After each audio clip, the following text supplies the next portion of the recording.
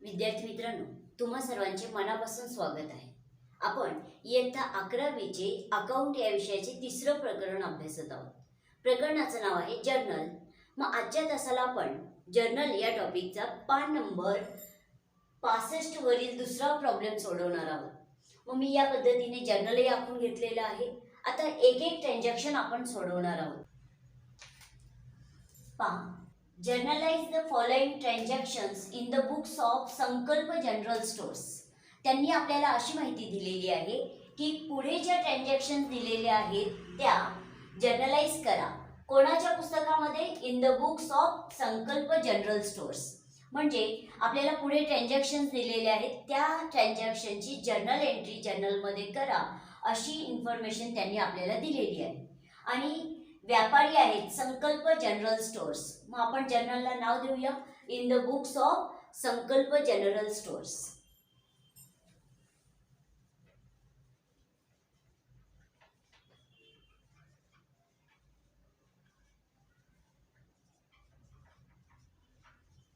कारण आपण कोणाच्या पुस्तकामध्ये जर्नल एंट्री करणार आहोत त्या व्यापाऱ्यांचं नाव आपल्याला आधी सुरुवातीला लिहावं लागतं.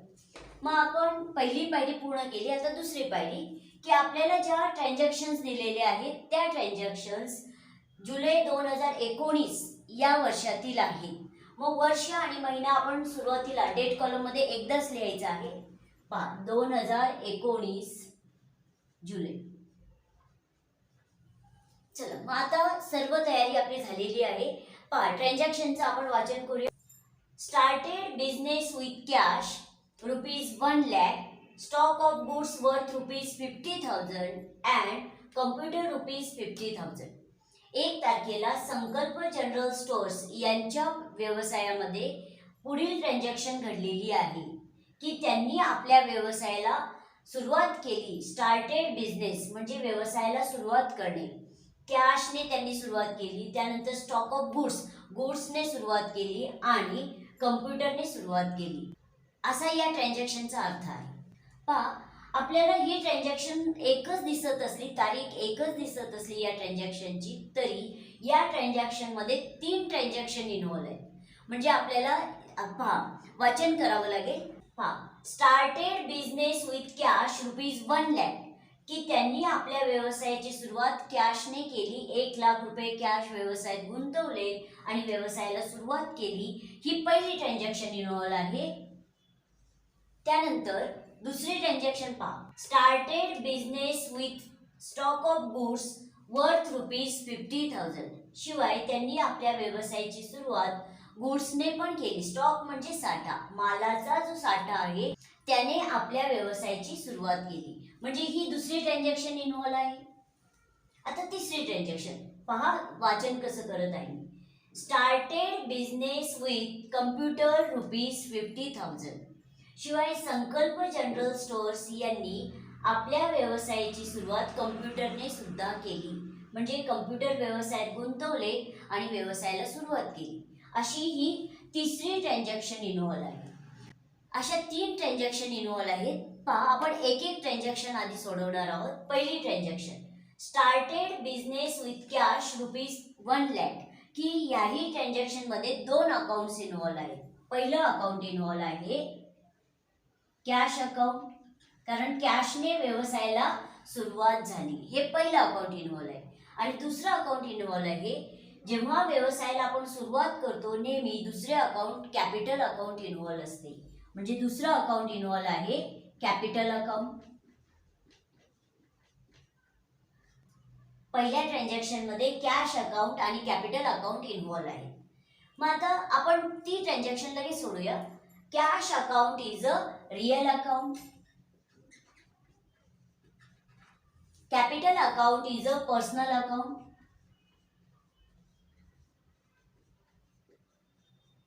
आता आपल्याला तिसरी पायरी पूर्ण करायची आहे.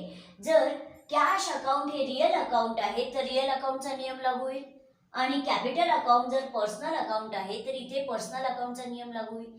पहा, आपण सोबत म्हणूया रिअल अकाउंटचा नियम.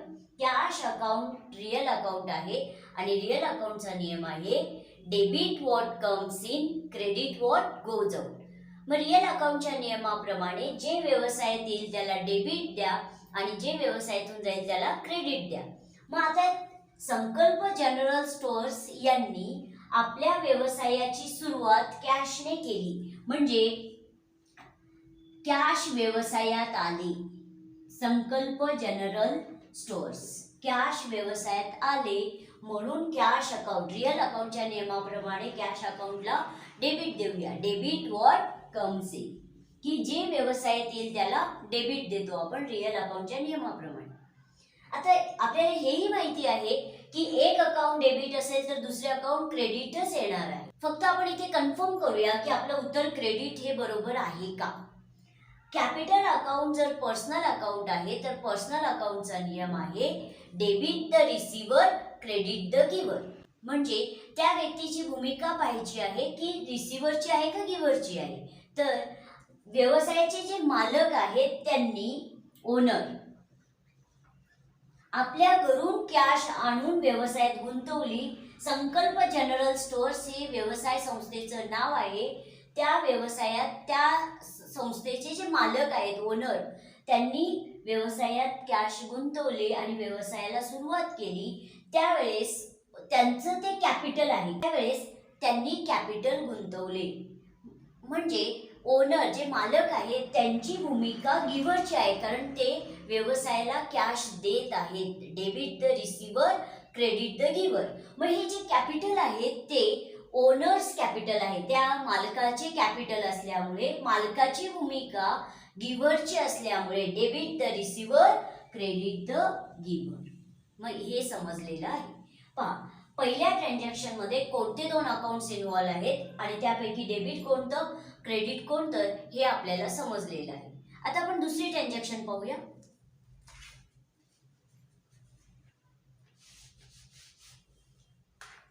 पहा, आता दुसऱ्या ट्रान्झॅक्शन मध्ये सुद्धा दोन अकाउंट्स इन्व्हॉल्व आहेत. आधी आपण वाचन करूया. Started business with stock of goods worth ₹50,000. शिवाय संकल्प जनरल स्टोअर्स यांनी आपल्या व्यवसायाची सुरुवात स्टॉक ऑफ गुड्सने सुद्धा केली. वर्थ रुपीज म्हणजे एकूण ₹50,000 गुड्स व्यवसायात गुंतवले आणि व्यवसायाला सुरुवात केली. दोन अकाउंट्स इन्व्हॉल्व आहेत. पहिला अकाउंट इन्व्हॉल्व आहे गुड्स अकाउंट, दुसरा अकाउंट इन्व्हॉल्व आहे गुड्सने त्यांनी आपल्या व्यवसायाला सुरुवात केली. याचा अर्थ गुड्स व्यवसायात गुंतवले म्हणजे त्यांनी कॅपिटल गुंतवले. म्हणजे दुसरा अकाउंट इन्व्हॉल्व आहे कॅपिटल अकाउंट. जेव्हा व्यवसायाला सुरुवात होते तेव्हा नेहमी दुसरं अकाउंट हे कॅपिटल अकाउंट इन्व्हॉल्व असते. चला, पहिली पायरी आपली पूर्ण झालेली आहे. आता दुसरी पायरी पूर्ण करूया की गुड्स अकाउंट हे कोणतं अकाउंट आहे. तर goods account is a real account, capital account is a personal account. आपली दुसरी पायरी सुद्धा पूर्ण झालेली आहे. आता तिसरी पायरी की गुड्स अकाउंट जर रिअल अकाउंट आहे तर रिअल अकाउंटचा नियम लागू होईल, कारण आपल्याला डेबिट आणि क्रेडिट ठरवायचं आहे. आणि रिअल अकाउंटचा नियम आहे debit what comes in credit what goes out. मग प्रश्न विचारा की गुड्स व्यवसायात आले का गेले. कारण रिअल अकाउंट आल्यानंतर नेहमी प्रश्न विचारायचा की ती ॲसेट किंवा ती वस्तू व्यवसायात आली का गेली. तर संकल्प जनरल स्टोअर्स यांनी गुड्स व्यवसायात गुंतवले म्हणजे गुड्स व्यवसायात आले. Debit what comes in.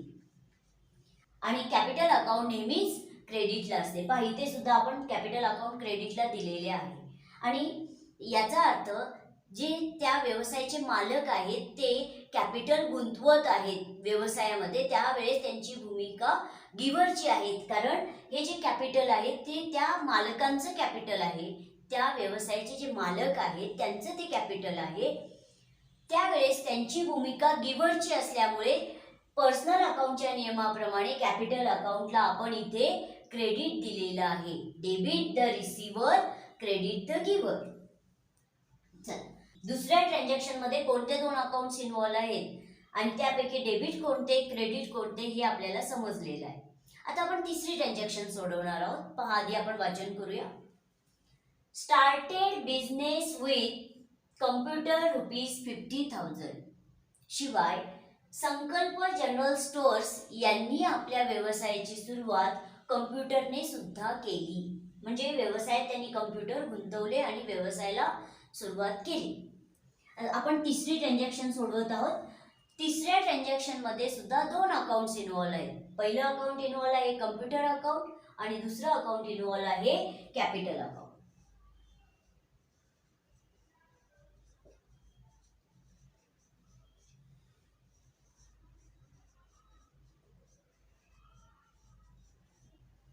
पहा, कम्प्युटर अकाउंट हे रिअल अकाउंट आहे, कारण आता आपल्याला दुसरी पायरी पूर्ण करायची आहे.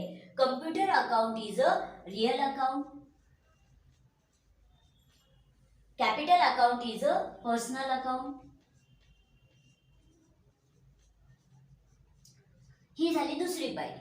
आता तिसरी पायरी की यापैकी कोणते अकाउंट डेबिट आहे आणि कोणते अकाउंट क्रेडिट आहे, कारण आपण डबल एंट्री सिस्टीम नुसार ही ट्रान्झॅक्शन सोडवत आहोत.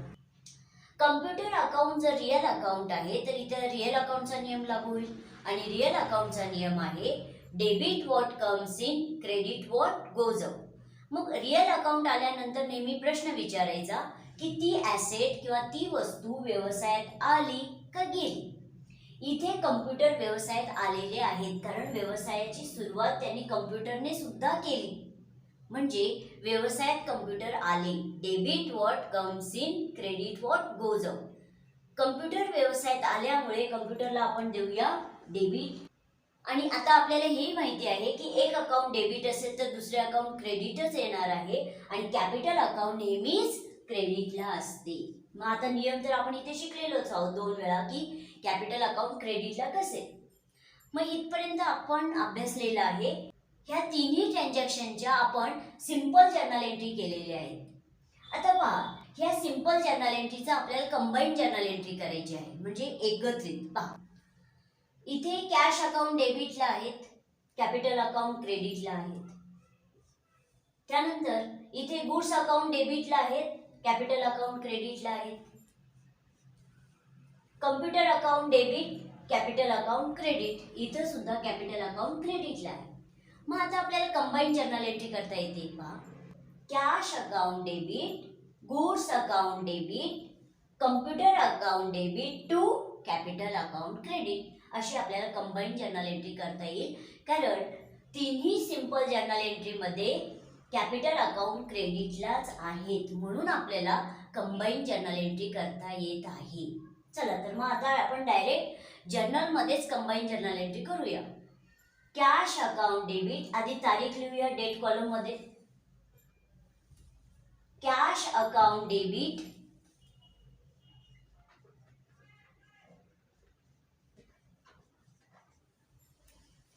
Goods account debit,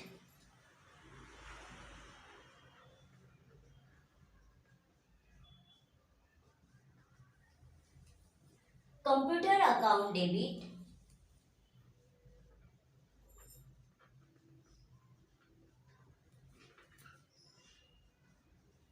to capital account credit. मी आता एकदाच कॅपिटल अकाउंट क्रेडिटला घेणार आहे, कारण आपण कंबाईन जर्नल एंट्री करत आहोत. To capital account credit.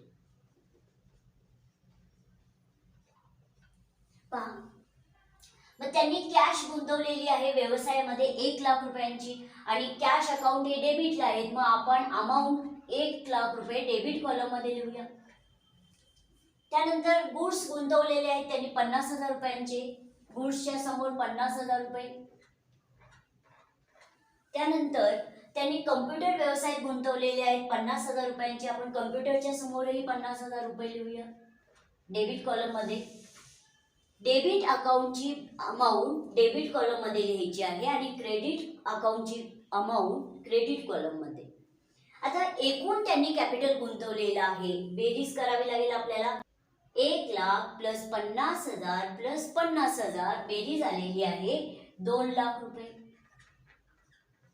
याचा अर्थ संकल्प जनरल स्टोअर्स यांनी आपल्या व्यवसायामध्ये कॅश, गुड्स, कम्प्युटर अशा 3 ॲसेट गुंतवल्या आणि व्यवसायाला सुरुवात केली. एकूण त्यांनी कॅपिटल गुंतवलेलं आहे 2 लाख रुपये, असा अर्थ आहे.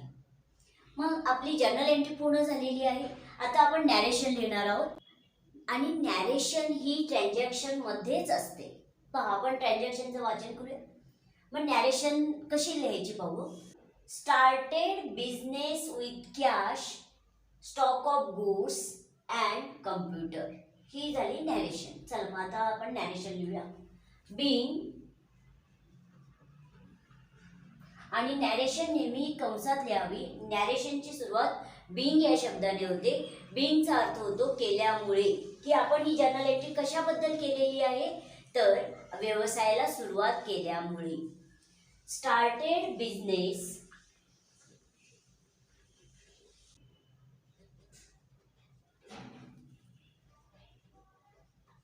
Comma stock of goods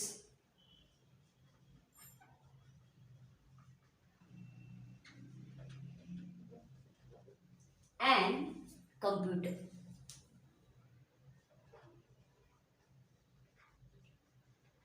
full stop, कंस पूर्ण, आणि फक्त पर्टिक्युलर कॉलम मध्ये एक रेघ ओढायची आहे. आणि तुम्ही सुद्धा पट्टी पेन्सिलच्या साहाय्याने ही रेघ ओढायची असते.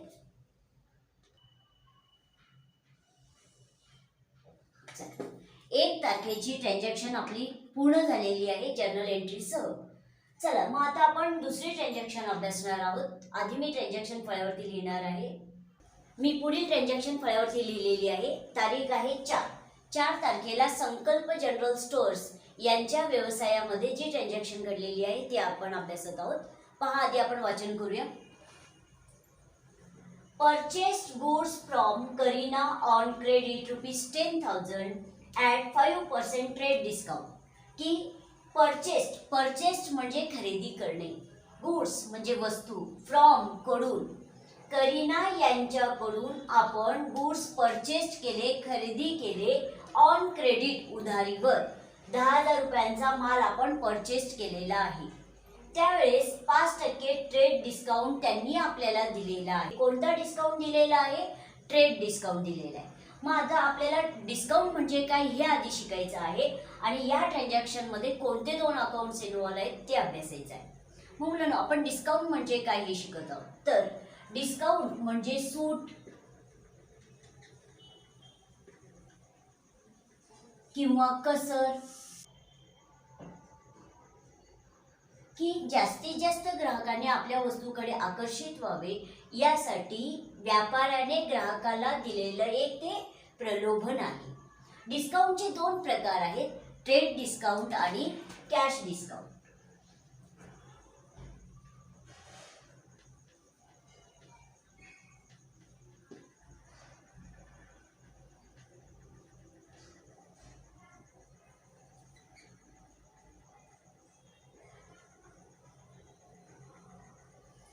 ट्रेड डिस्काउंटचा अर्थ होतो व्यापारी सूट आणि कॅश डिस्काउंटचा अर्थ होतो रोख सूट. ट्रेड डिस्काउंट हा असा डिस्काउंट आहे की जेव्हा व्यापारी आपल्या ग्राहकाला उधारीवर माल विकतो त्यावेळेस व्यापारी ग्राहकाला जी सूट देतो त्या सूटाला किंवा त्या डिस्काउंटला ट्रेड डिस्काउंट असे म्हणतात. आणि हा ट्रेड डिस्काउंट आपल्याला अकाउंटच्या पुस्तकामध्ये कुठेही दिसत नाही. म्हणजे डिस्काउंट अकाउंट इन्व्हॉल्व नसते जर्नलमध्ये, तर फक्त अमाऊंटमध्ये बदल होतो असं वैशिष्ट्य ट्रेड डिस्काउंटचं आहे. आणि हा डिस्काउंट उधारीवर माल खरेदी करताना किंवा उधारीवर माल विकताना दिला किंवा घेतला जातो. आपण एक एक्झाम्पल पाहू की जेव्हा व्यापारी आपल्या ग्राहकाला उधारीवर माल विकतो त्यावेळेस तो आपल्या ग्राहकाला जो डिस्काउंट देतो तो डिस्काउंट म्हणजे ट्रेड डिस्काउंट. आणि हा डिस्काउंट आपल्याला जर्नलमध्ये कुठेही दिसत नाही, मात्र अमाऊंटमध्ये बदल होतो. मग आता त्यासाठी एक उदाहरण पाहूया आपण. समजा ए नावाच्या व्यक्तीने बी नावाच्या व्यक्तीला उधारीवर माल विकला आणि माल विकलेला आहे समजा 5,000 रुपयांचा. आणि ए हा विक्रेता आहे तर बी हा ग्राहक आहे. तर ए ने बी ला समजा 5,000 रुपयांवर 5% डिस्काउंट दिला असेल. कोणता डिस्काउंट? Trade discount. आणि त्यावेळेस फक्त अमाऊंटमध्ये बदल होतो. जी वस्तूची मूळ किंमत आहे त्या किमतीतून लेस करून ट्रेड डिस्काउंट दिला जातो. म्हणजे पहा, त्या मालाची मूळ किंमत आहे 5,000 रुपये गुणिले 5, कारण 5% डिस्काउंट दिलेला आहे व्यापाऱ्याने आपल्या ग्राहकाला, गुणिले 5 भागिले 100 असा भागाकार गुणाकार केल्यानंतर उत्तर आलेलं आहे 250 रुपये. म्हणजे विक्रेत्याने ग्राहकाला 250 रुपये ट्रेड डिस्काउंट दिलेला आहे. मग हा डिस्काउंट एकूण जी मालाची किंमत आहे 5,000 रुपये वजा 250 डिस्काउंट, तो लेस करून जी अमाऊंट येईल ती आलेली आहे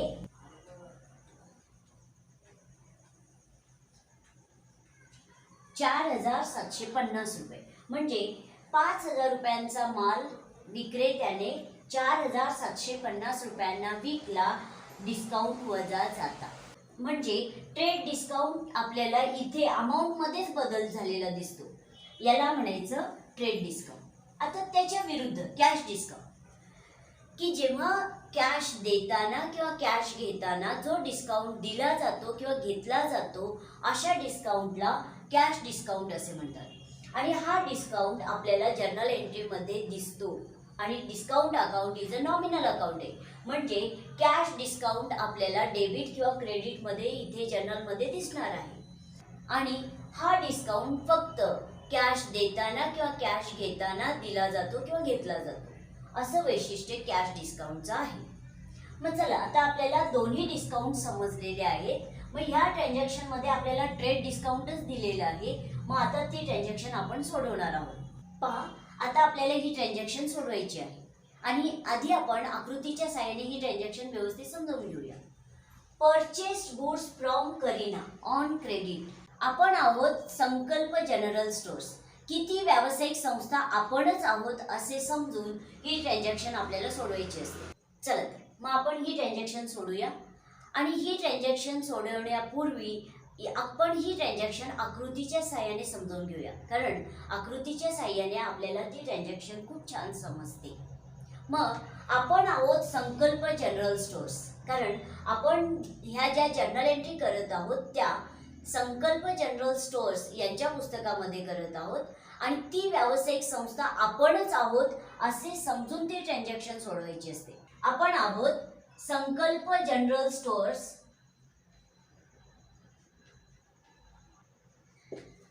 आणि समोरची व्यक्ती आहे करीना. म्हणजे हा जो व्यवहार आहे तो आपण आणि करीना यांच्यामध्ये झालेला व्यवहार आहे.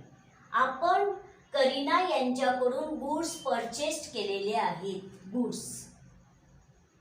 मग गुड्सचा बाण आपल्याकडे येईल, कारण त्यांच्याकडून आपण परचेस्ड केले, खरेदी केले, म्हणजे गुड्स आपल्या व्यवसायात आले, अशी ट्रान्झॅक्शन झालेली आहे. आणि हा व्यवहार उधारीवरचा आहे. म्हणजे जेव्हा व्यवहार उधारीवरचा असतो तेव्हा दुसऱ्या अकाउंट नेहमी पर्सनल अकाउंट इन्व्हॉल्व असते. चला, मग आपल्याला आकृतीच्या साहाय्याने समजलेलं आहे की ही ट्रान्झॅक्शन नेमकी कशी घडलेली आहे. पहिलं अकाउंट इन्व्हॉल्व आहे. आपण गुड्स ऐवजी परचेसेस अकाउंट घेत आहोत. पहिलं अकाउंट इन्व्हॉल्व आहे परचेसेस अकाउंट. त्यानंतर दुसरं अकाउंट इन्व्हॉल्व आहे करीनाज अकाउंट, कारण हा व्यवहार उधारीवरचा आहे. आणि जेव्हा उधारीवर व्यवहार होतो तेव्हा ज्या व्यक्तीकडून आपण गुड्स परचेस केलेले आहेत ते अकाउंट इन्व्हॉल्व असते. म्हणजे दुसरं अकाउंट इन्व्हॉल्व आहे करीनाज अकाउंट. चला, आपली पहिली पायरी पूर्ण झालेली आहे की ट्रान्झॅक्शन मध्ये कोणते दोन अकाउंट्स इन्व्हॉल्व आहेत हे आपण अभ्यासले. आणि जरी इथे आपल्याला ट्रेड डिस्काउंट दिसत असला तरी तो जर्नल एंट्रीमध्ये येत नाही. म्हणजे डेबिट आणि क्रेडिटमध्ये ट्रेड डिस्काउंट येत नाही, तर ट्रेड डिस्काउंटचा बदल फक्त अमाऊंटमध्ये होतो. जेव्हा आपण अमाऊंटचा विचार करणार आहोत तेव्हा मी सांगणारच आहे की ट्रेड डिस्काउंट कसा सोडवायचा.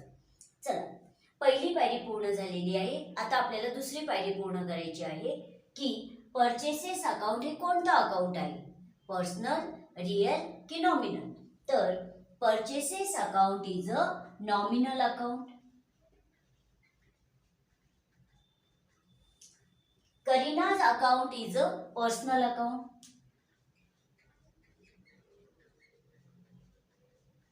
ही दुसरी पायरी सुद्धा आपली पूर्ण झाली. आता तिसरी पायरी की त्यापैकी एक अकाउंट डेबिट असणार आहे आणि एक अकाउंट क्रेडिट असणार आहे. पाहूया बरं आपण. परचेसेस अकाउंट जर नॉमिनल अकाउंट आहे तर इथे नॉमिनल अकाउंटचा नियम लागू होईल आणि नॉमिनल अकाउंटचा नियम आहे debit all expenses and losses, credit all incomes and gains. मग नॉमिनल अकाउंट आल्यानंतर नेहमी प्रश्न विचारायचा की ह्या ट्रान्झॅक्शन मध्ये आपला खर्च झालेला आहे का इन्कम झालेला आहे. पहा बरं, आपण करीना यांच्याकडून गुड्स परचेस केले त्यावेळेस करीना यांना आपण खरं तर पैसे देणं लागतो. जरी हा व्यवहार उधारीवरचा असला तरी आपण करीना यांना कधी ना कधी पैसे देणं आहे. म्हणून या ट्रान्झॅक्शन मध्ये आपला खर्च झालेला आहे. Debit all expenses and losses. आता आपल्याला हेही माहिती आहे की एक अकाउंट डेबिट असेल तर दुसरे अकाउंट क्रेडिटच येणार आहे. फक्त आपण कन्फर्म करूया. करीनाज अकाउंट जर पर्सनल अकाउंट आहे तर इथे पर्सनल अकाउंटचा नियम लागू होईल आणि पर्सनल अकाउंटचा नियम आहे डेबिट द रिसिव्हर. कारण रिसिव्ह करताना आपला हात असा असतो आणि देताना हात असा असतो. म्हणून debit the receiver, credit the giver. मग प्रश्न विचारा की करीना यांची भूमिका या ट्रान्झॅक्शन मध्ये रिसिव्हरची आहे का गिव्हरची आहे. तर करीना आपल्याला गुड्स देत आहेत, त्या गिव्हर आहेत. क्रेडिट द गिव्हर म्हणजे आपलं उत्तर बरोबर आहे. आता आपल्याला डेबिट आणि क्रेडिट कोणते अकाउंट आहेत हे समजलं. आता ट्रेड डिस्काउंट आपल्याला ट्रीट करायचा आहे. लगेच आपण तो ट्रीट करूया. पहा, करीना यांच्याकडून आपण 10,000 रुपयांचा माल परचेस केलेला आहे आणि त्यावेळेस करीना यांनी आपल्याला 5% ट्रेड डिस्काउंट दिलेला आहे. मग 10,000 गुणिले 5 भागिले 100 असा भागाकार गुणाकार केल्यानंतर उत्तर आलेला आहे 500 रुपये. म्हणजे करीना यांनी आपल्याला 10,000 रुपयांच्या मालावर 500 रुपये डिस्काउंट दिलेला आहे. मग आपण अमाऊंट लिहित असताना जर्नल एंट्रीमध्ये तो डिस्काउंट लेस करून अमाऊंट लिहिणार आहोत. म्हणजे 10,000 एकूण जी मालाची किंमत आहे 10,000 रुपये वजा 500 रुपये डिस्काउंट आणि उत्तर आलेला आहे 9,500 रुपये. याचा अर्थ तो 10,000 रुपयांचा माल आपल्याला 9,500 रुपयांना मिळाला. मग फक्त 9,500 रुपये जर्नलमध्ये दिसतील. बाकी ट्रेड डिस्काउंट आपल्याला जर्नल एंट्रीमध्ये दिसणार नाही, म्हणजे डेबिट किंवा क्रेडिटमध्ये दिसणार नाही. मग आपला वर्किंग नोट पूर्ण झालेला आहे. आता या ट्रान्झॅक्शनची आपण जर्नल एंट्री करूया. पहा, जे अकाउंट डेबिटला आहे परचेसेस अकाउंट डेबिट. आधी आपण तारीख लिहूया. डेट कॉलम मध्ये 4. परचेसेस अकाउंट डेबिट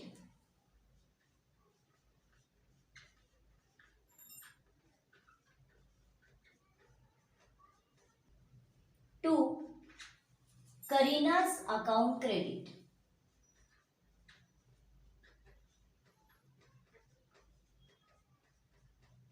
आणि अमाऊंट येईल डेबिट कॉलम मध्ये पण 9,500 रुपये आणि क्रेडिट कॉलम मध्ये सुद्धा 9,500 रुपये.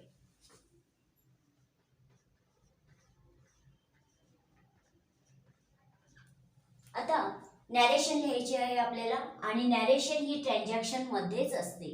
कारण ही जर्नल एंट्री आपण कशाबद्दल केलेली आहे त्याचं संक्षिप्त रूप म्हणजेच नॅरेशन. म्हणून नॅरेशन नेहमी कंसात लिहिली जाते. Being goods purchased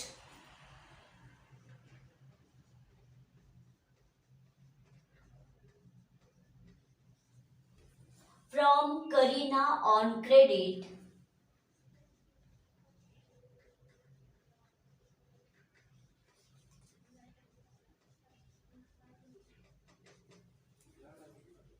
at 5% trade discount.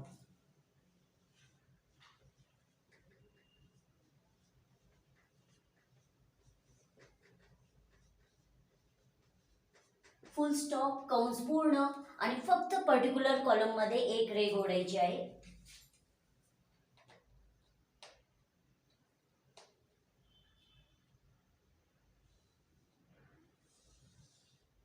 या पद्धतीने. आता आपण पुढील ट्रान्झॅक्शन अभ्यासणार आहोत. मी आधी फळ्यावरती ट्रान्झॅक्शन लिहिणार आहे. पुढील ट्रान्झॅक्शन मी फळ्यावरती लिहिलेली आहे. आधी आपण ट्रान्झॅक्शनचं वाचन करूया. Sold goods to Priyanka ₹20,000 at 10% trade discount. Sold म्हणजे विकणे, गुड्स म्हणजे वस्तू किंवा माल, टू ला आपण माल विकला प्रियंकाला 20,000 रुपयांचा ॲट 10% ट्रेड डिस्काउंट. आपण प्रियंका यांना माल विकलेला आहे आणि तो माल विकत असताना आपण त्यांना 10% ट्रेड डिस्काउंट दिलेला आहे. पहा, आपण आहोत संकल्प जनरल स्टोअर्स आणि समोरची व्यक्ती आहे प्रियंका. आपण आणि प्रियंका यांच्यामध्ये झालेला हा व्यवहार आहे. आपण सोल्ड आउट केलेले आहेत, विकलेले आहेत गुड्स, म्हणजे गुड्सचा बाण प्रियंका यांच्याकडे जाईल आणि हा व्यवहार उधारीवरचा आहे. कारण ट्रेड डिस्काउंट हा उधारीवर माल विकत असताना किंवा उधारीवर माल खरेदी करत असताना दिला किंवा घेतला जातो. हा व्यवहार उधारीवरचा आहे. मग जेव्हा उधारीवरचा व्यवहार होतो तेव्हा दुसरे अकाउंट, पर्सनल अकाउंट इन्व्हॉल्व असते. मग इथपर्यंत आपल्याला समजलेलं आहे. 2 अकाउंट्स इन्व्हॉल्व आहेत. पहिलं अकाउंट इन्व्हॉल्व आहे गुड्स ऐवजी आपण सेल्स अकाउंट घेत आहोत. पहिलं अकाउंट इन्व्हॉल्व आहे सेल्स अकाउंट.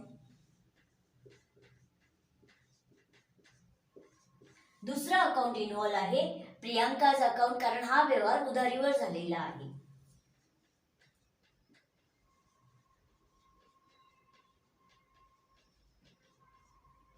आपली पहिली पायरी पूर्ण झालेली आहे. आता आपल्याला दुसरी पायरी पूर्ण करायची आहे की पर्सनल, रियल की nominal. Sales account is a nominal account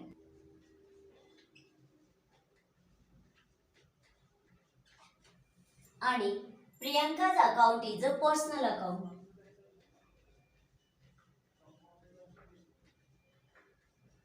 आणि नॉमिनल अकाउंट आल्यानंतर नेहमी प्रश्न असा विचारायचा की ह्या ट्रान्झॅक्शन मध्ये आपला खर्च झालेला आहे का इन्कम झालेला आहे. आपण प्रियंका यांना गुड्स विकले, प्रियंका आपल्याला कधी ना कधी पैसे देणार आहेत, कारण हा व्यवहार रोखीचा झालेला नाही. हा व्यवहार उधारीवरचा जरी असला तरी प्रियंका ह्या आपल्याला कधी ना कधी पैसे देणं लागतात, म्हणून ही ट्रान्झॅक्शन इन्कमची आहे, म्हणजे आपल्याला इन्कम झालेलं आहे. आणि नॉमिनल अकाउंटचा नियम आहे debit all expenses and losses, credit all incomes and gains. आता हेही माहिती आहे आपल्याला की एक अकाउंट क्रेडिट असेल तर दुसरे अकाउंट डेबिटच असणार आहे. कन्फर्म करूया. प्रियंकाज अकाउंट जर पर्सनल अकाउंट आहे तर इथे पर्सनल अकाउंटचा नियम लागू होईल आणि पर्सनल अकाउंटचा नियम आहे debit the receiver, credit the giver. मग प्रश्न विचारा की प्रियंका यांची भूमिका रिसिव्हरची आहे का गिव्हरची आहे. तर आपण दिलेले गुड्स त्या रिसीव्ह करत आहेत, घेत आहेत, डेबिट द रिसिव्हर. आपण फक्त वर्किंग नोट करत आहोत. चल, मग आता आपल्याला ट्रेड डिस्काउंट ट्रीट करायचं आहे. म्हणजे प्रियंका यांना आपण जो माल विकलेला आहे त्यावेळेस आपण त्यांना ट्रेड डिस्काउंट दिलेला आहे आणि आपण माल विकलेला आहे प्रियंका यांना 20,000 रुपयांचा, त्यावरती आपण 10% डिस्काउंट दिलेला आहे. 20,000 गुणिले 10 भागिले 100. मग असा भागाकार गुणाकार केल्यानंतर उत्तर आलेलं आहे 2,000 रुपये. म्हणजे आपण त्यांना डिस्काउंट दिलेला आहे 2,000 रुपये. मग एकूण मालाची जी किंमत आहे 20,000 रुपये वजा 2,000 रुपये डिस्काउंट, उत्तर आलेलं आहे 18,000 रुपये. म्हणजे 20,000 रुपयांचा माल डिस्काउंट वजा जाता आपण प्रियंका यांना 18,000 रुपयांना विकलेला आहे. आणि हा जो डिस्काउंट आहे ट्रेड डिस्काउंट तो फक्त अमाऊंट मध्ये बदल होतो, बाकी जनरल एंट्री मध्ये ट्रेड डिस्काउंट आपल्याला दिसत नाही. चला, आपल्याला अमाऊंटही माहिती आहे, डेबिट क्रेडिट कोणते अकाउंट आहेत हेही माहिती आहे. या माहितीच्या आधारे आपण जर्नल एंट्री करूया. पहा, जे अकाउंट डेबिटला आहे जर्नल एंट्रीमध्ये ते अकाउंट आधी घ्यायचं आहे. वर्किंग नोट, आपण हे वर्किंग नोट केलेलं आहे, आपल्या सोयीसाठी केलेलं आहे.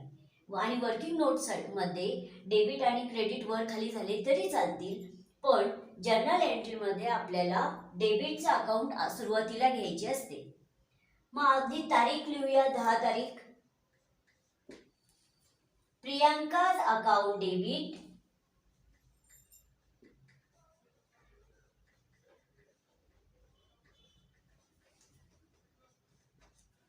To sales account credit.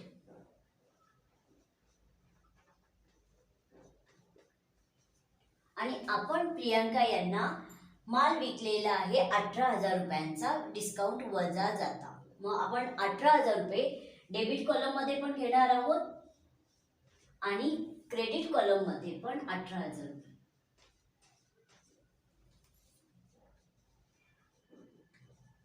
Narration. Being goods sold to Priyanka at 10% trade discount.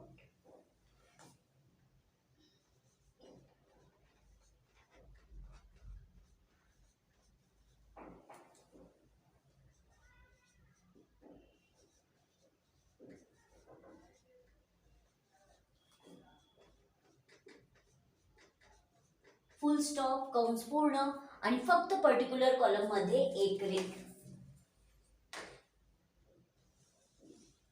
तर अशा पद्धतीने 3 ट्रान्झॅक्शन आपल्या पूर्ण झालेले आहेत. आता मी पुढील ट्रान्झॅक्शन आधी फळ्यावर लिहिणार आहे.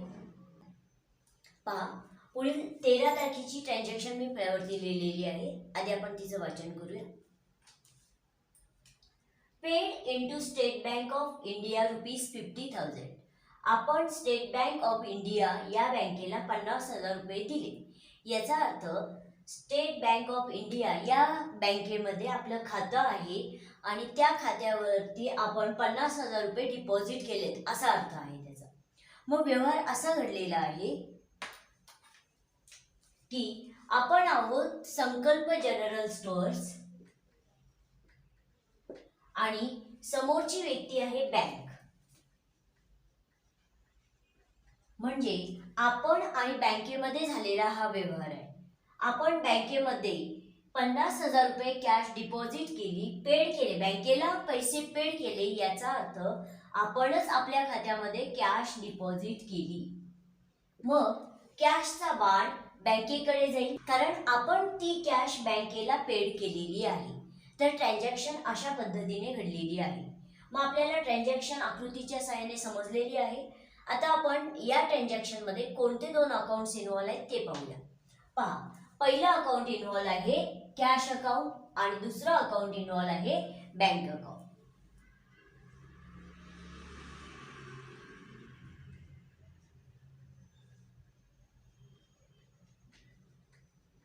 आता आपल्याला दुसरी पायरी पूर्ण करायची आहे की ते अकाउंट पर्सनल, रिअल की nominal. Cash account is a real account. Bank account is a personal account.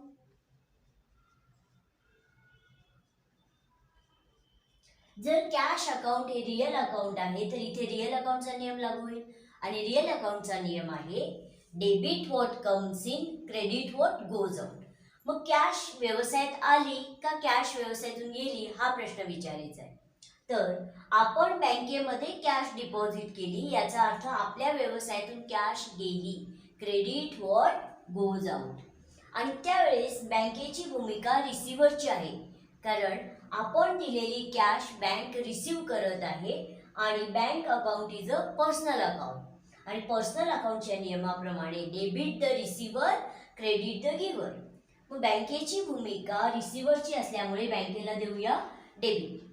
मग आता नॅरेशनचं लगेच वाचन करूया आणि मग जर्नल एंट्री करू. Being cash paid into state bank of India अशी नॅरेशन लिहिता येईल आपल्याला. चला तर मग आता आपण जर्नल एंट्री करूया. तारीख आहे 13. जे अकाउंट डेबिटला आहे बँक अकाउंट डेबिट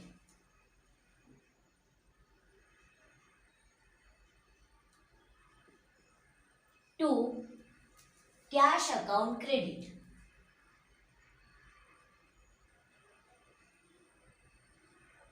अमाऊंट आहे 50,000 रुपये.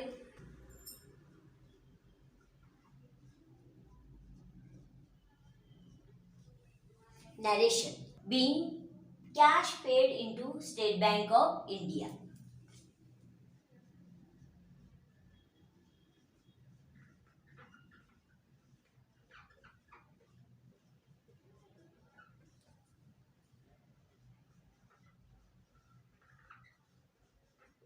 नॅरेशन आपली पूर्ण झालेली आहे आणि आता फक्त पर्टिक्युलर कॉलम मध्ये आपल्याला एक रेघ ओढायची आहे.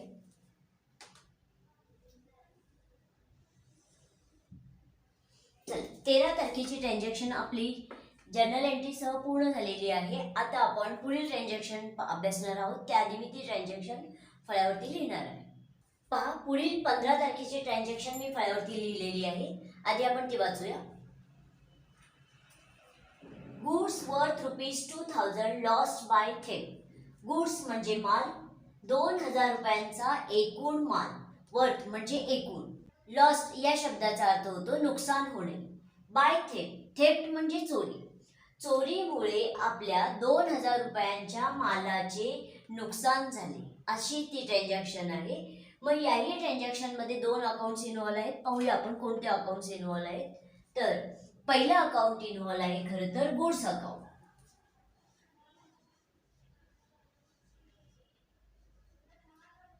त्यानंतर दुसरा अकाउंट इन्व्हॉल्व आहे लॉस झाला आपला, म्हणून दुसरा अकाउंट इन्व्हॉल्व आहे लॉस अकाउंट. कारण चोरीमुळे आपल्या मालाचे नुकसान झाले म्हणून तो लॉस आहे, म्हणून दुसरा अकाउंट इन्व्हॉल्व आहे लॉस अकाउंट. मग आता अशी पद्धत आहे की तो लॉस कशामुळे झाला हे फक्त पुढे लिहिण्याची एक पद्धत आहे. Loss by theft. म्हणजे दुसरा अकाउंट इन्व्हॉल्व आहे लॉस बाय थेफ्ट अकाउंट. खरं तर लॉस अकाउंटच इन्व्हॉल्व आहे, पण आपण तो लॉस कशामुळे झाला हे त्याचं स्पष्टीकरण पुढे दिलेलं आहे. त्यानंतर दुसरा अकाउंट इन्व्हॉल्व आहे गुड्स अकाउंट. फक्त स्पष्टीकरण आपल्याला पुढे द्यायचं आहे की त्या मालाचे कशामुळे नुकसान झाले. Goods lost by theft.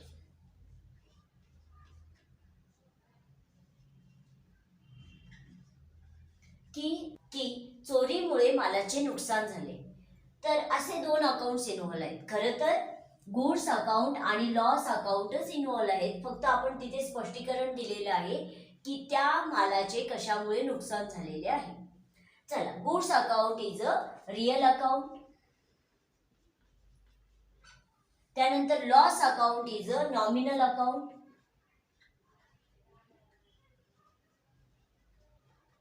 पहा, गुड्स अकाउंट जर रियल अकाउंट आहे तर इथे रियल अकाउंटचा नियम लागू होईल आणि रियल अकाउंटचा नियम आहे debit what comes in, credit what goes out. की प्रश्न विचारायचा की गुड्स व्यवसायात आले का गेले.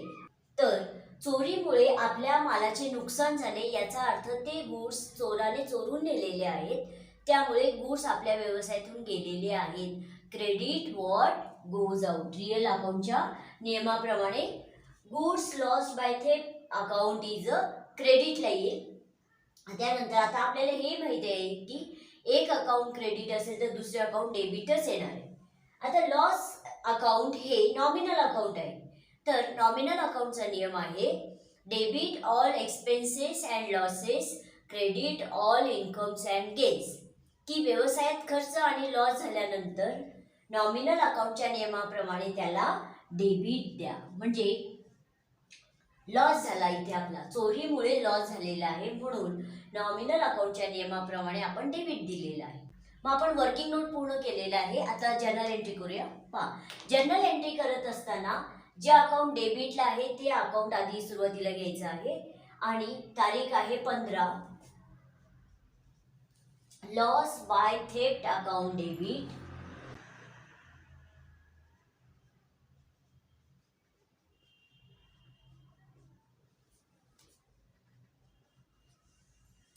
To goods lost by theft account credit.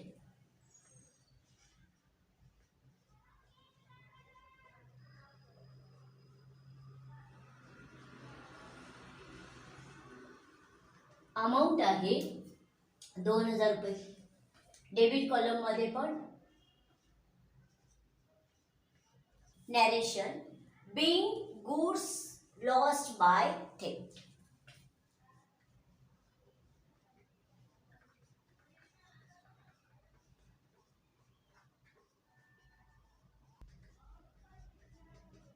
Full stop कंस पूर्ण.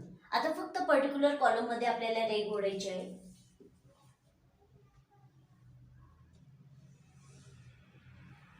आता या पुढील ट्रान्झॅक्शन आधी मी फळ्यावर लिहिणार आहे. पहा, पुढील 18 तारखेची ट्रान्झॅक्शन मी फळ्यावरती लिहिलेली आहे. आधी आपण तिचं वाचन करूया. Paid rent ₹4000. आपण रेंट म्हणजे भाडं पेड केलेलं आहे 4000 रुपये. दोन अकाउंट्स इन्व्हॉल्व आहेत. पहिलं अकाउंट इन्व्हॉल्व आहे रेंट अकाउंट आणि दुसरं अकाउंट इन्व्हॉल्व आहे कॅश अकाउंट. कारण आपण जे भाडं दिलेलं आहे ते कॅशच्या रूपामध्ये दिलेलं आहे, म्हणून दुसरं अकाउंट इन्व्हॉल्व आहे कॅश अकाउंट. पहा, पहिलं अकाउंट इन्व्हॉल्व आहे रेंट अकाउंट आणि दुसरं अकाउंट इन्व्हॉल्व आहे कॅश अकाउंट. आपली पहिली पायरी पूर्ण झाली की ट्रान्झॅक्शनचं वाचन केलं आणि त्या ट्रान्झॅक्शनमध्ये कोणते दोन अकाउंट्स इन्व्हॉल्व आहेत ते आपण अभ्यासले. आता ते पर्सनल, रिअल की नॉमिनल. म्हणजे rent account is a nominal account आणि cash account is a real account. म्हणजे इथे नॉमिनल अकाउंटचा नियम लागू होईल आणि इथे रिअल अकाउंटचा. आणि नॉमिनल अकाउंटचा नियम आहे debit all expenses and losses, credit all incomes and gains. मग प्रश्न विचारायचा नॉमिनल अकाउंट आल्यानंतर की ह्या ट्रान्झॅक्शनमध्ये आपला खर्च झालेला आहे का इन्कम झालेला आहे. तर ह्या ट्रान्झॅक्शनमध्ये आपला खर्च झालेला आहे. आपण पेड केलेला आहे रेंट, याचा अर्थ आपला खर्च झाला. Debit all expenses and losses. आणि एक अकाउंट डेबिट असेल तर दुसरे अकाउंट क्रेडिटच येणार आहे, कारण आपण डबल एंट्री सिस्टीमनुसार ही ट्रान्झॅक्शन सोडवत आहोत. मग कॅश, प्रश्न विचारा की कॅश व्यवसायात आली का गेली. कारण आपण रिअल अकाउंटच्या नियमाप्रमाणे कॅश अकाउंट सोडवत आहोत. आणि रिअल अकाउंटचा नियम आहे debit what comes in, credit what goes out. आणि आपल्या व्यवसायातून कॅश गेलेली आहे रेंटच्या रूपामध्ये, credit what goes out. Narration being rent paid. चला, मग आता आपण जर्नल एंट्री पूर्ण करूया. तारीख आहे 18. जे अकाउंट डेबिटला आहे rent account debit,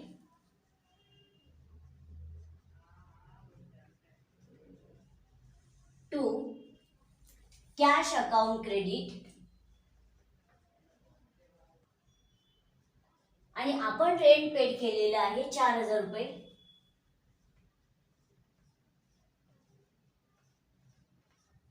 being rent paid.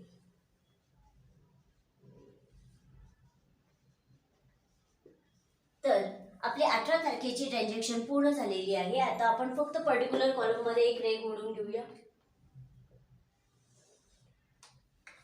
आपण पुढील ट्रान्झॅक्शन अभ्यासणार आहोत. आधी ती ट्रान्झॅक्शन मी फळ्यावरती लिहिणार आहे.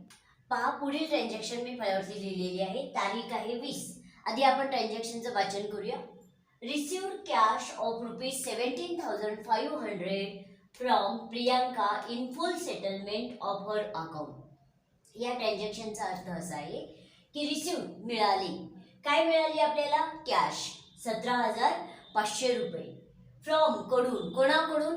प्रियांका यांच्याकडून आपल्याला 17,500 रुपये प्राप्त झाले, मिळाले. आणि full settlement of her account. Full सेटलमेंटचा अर्थ असा होतो की हिशोब चुकता झाला, म्हणजे आता प्रियांका यांच्याकडून आपल्याला काही येणं नाही. तर यासाठी आपल्याला मागील ट्रान्झॅक्शन 10 तारखेची ट्रान्झॅक्शन अभ्यासावी लागेल. ट्रान्झॅक्शनमध्ये असं सांगितलेलं आहे की आपण प्रियांका यांना 18,000 रुपयांचा माल विकला होता. खरं तर प्रियांका यांच्याकडून 10 तारखेला आपल्याला असं लक्षात येत आहे की 18,000 रुपये येणं आहे, पण त्यापैकी 17,500 रुपये आपल्याला कॅश मिळाली. आणि पुढे असं म्हणलेलं आहे की त्यांचा हिशोब चुकता झाला, म्हणजे आता प्रियांका यांच्याकडून आपल्याला कोणती अमाऊंट येणं नाही. म्हणजे याचा अर्थ 18,000 वजा 17,500, उत्तर आलेलं आहे 500 रुपये. याचा अर्थ आपण प्रियांका यांना 500 रुपये डिस्काउंट दिलेला आहे आणि तो डिस्काउंट आहे कॅश डिस्काउंट. मग आपल्याला ट्रान्झॅक्शन समजलेली आहे. आधी आपण ट्रान्झॅक्शन आकृतीच्या सहाय्याने छान समजावून घेऊया. पहा, रिसिव्ड कॅश. आपण आहोत संकल्प जनरल स्टोअर्स आणि समोरची व्यक्ती आहे प्रियांका.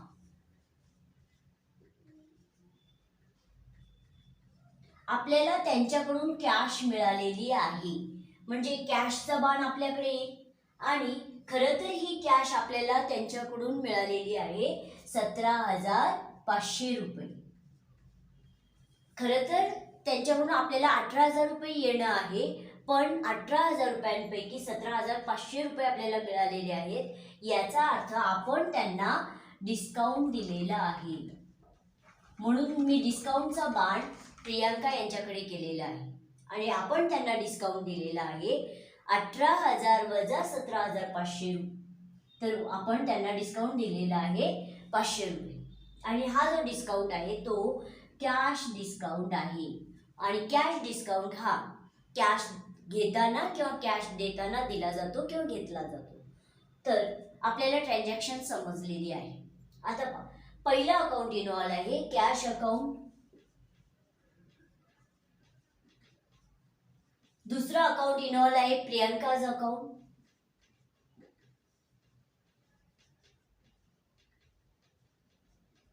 आणि कॅश डिस्काउंट हे तिसरं अकाउंट इन्व्हॉल्व आहे. तिसरं अकाउंट इन्व्हॉल्व आहे डिस्काउंट अकाउंट. म्हणजे आपल्याला या ट्रान्झॅक्शन मध्ये कोणते अकाउंट्स इन्व्हॉल्व आहेत ते समजले. आता ते पर्सनल, रिअल की नॉमिनल.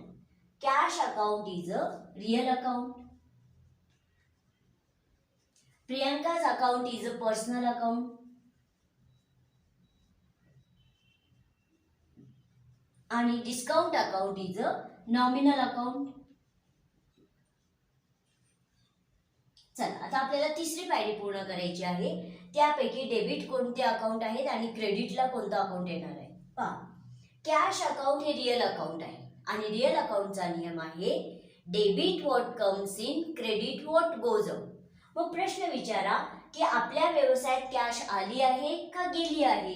तर कॅशचा बाण आपल्याकडे आहे, याचा अर्थ कॅश व्यवसायात आलेली आहे. Debit what comes in. त्यावेळेस प्रियांका यांची भूमिका गिव्हरची आहे, त्या आपल्याला कॅश देत आहेत आणि पर्सनल अकाउंटचा नियम आहे debit the receiver, credit the giver. मग प्रियांका या ट्रान्झॅक्शन मध्ये गिव्हर असल्यामुळे त्यांना देऊया क्रेडिट. आता आपल्याला डिस्काउंट अकाउंट डेबिट की क्रेडिट हे पाहायचे. तर डिस्काउंट अकाउंट हे नॉमिनल अकाउंट आहे आणि नॉमिनल अकाउंटचा नियम आहे debit all expenses and losses, credit all incomes and gains. मग खर्च झाल्यानंतर डेबिट द्या आणि इन्कम झालं तर क्रेडिट द्या नॉमिनल अकाउंटच्या नियमानुसार. मग प्रश्न विचारा की आपल्याला डिस्काउंट मिळालेला आहे का आपण दिलेला आहे. तर डिस्काउंटचा बाण प्रियांका यांच्याकडे आहे, याचा अर्थ आपण डिस्काउंट पेड केलेला आहे, आपला खर्च झाला. Debit all expenses and losses. चला आता आपण जर्नल एंट्री करूया. तारीख आहे 20. आधी जे डेबिटचे अकाउंट आहेत cash account debit, discount account debit.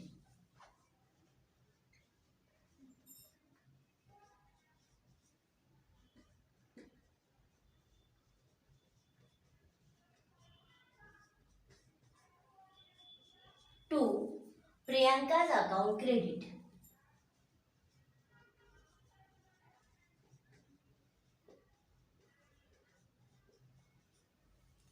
एकूण कॅश आपल्याला मिळालेली आहे प्रियांका यांच्याकडून 17,500 रुपये आणि आपण प्रियांका यांना डिस्काउंट दिलेला आहे 500 रुपये. डिस्काउंटच्या समोर 17,500 प्लस 500. खरं तर प्रियांका यांच्याकडून येणं होतं आपल्याला 18,000 रुपये, म्हणून त्यांची बेरीज मी क्रेडिट कॉलम मध्ये लिहिलेली आहे. Narration being received cash from Priyanka in full settlement of her account.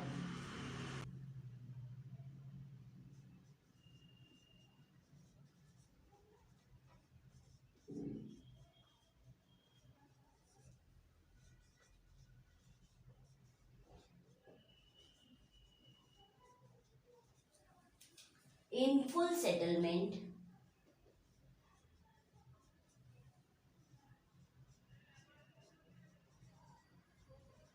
of her account. आपली ट्रान्झॅक्शन पूर्ण झालेली आहे. फक्त पर्टिक्युलर कॉलम मध्ये एक रे उडूया.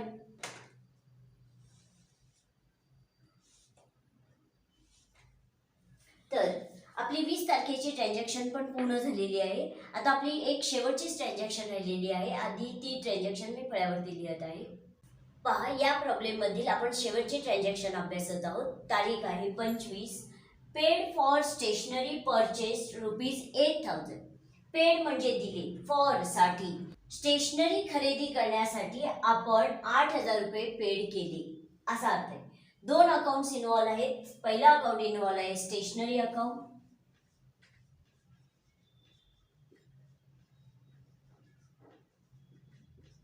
दुसरा अकाउंट इन्व्हॉल्व आहे. पहा, आपण 8,000 रुपये पेड केले याचा अर्थ कॅश पेड केली,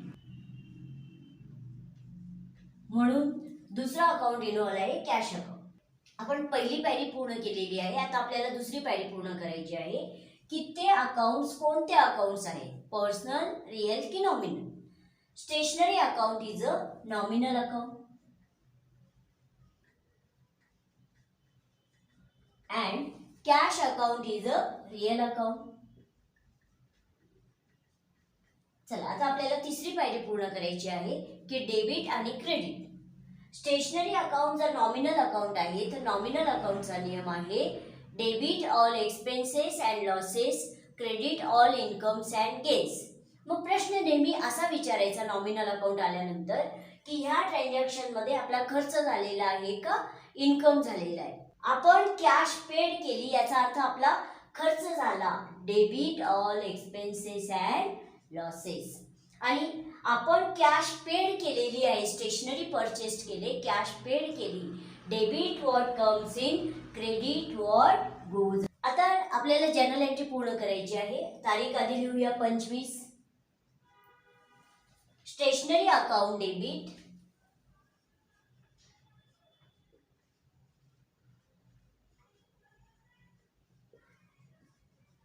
टू कॅश अकाउंट क्रेडिट. आणि स्टेशनरी परचेस करण्यासाठी आपण 8,000 रुपये पेड केलेले आहेत. पण डेबिट कॉलम मध्ये पण being paid for stationery purchased.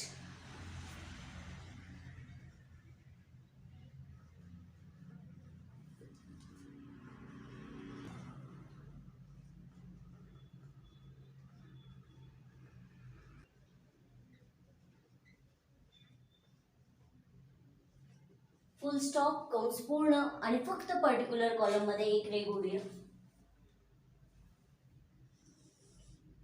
आपली 25 तारखेची ट्रान्झॅक्शन जर्नल एंट्री सह पूर्ण झालेली आहे. आपला हा दुसरा प्रॉब्लेम पूर्ण झालेला आहे. मग आता आपण टोटल करूया जर्नलची. मग इथे टोटल हा शब्द लिहायचा आहे.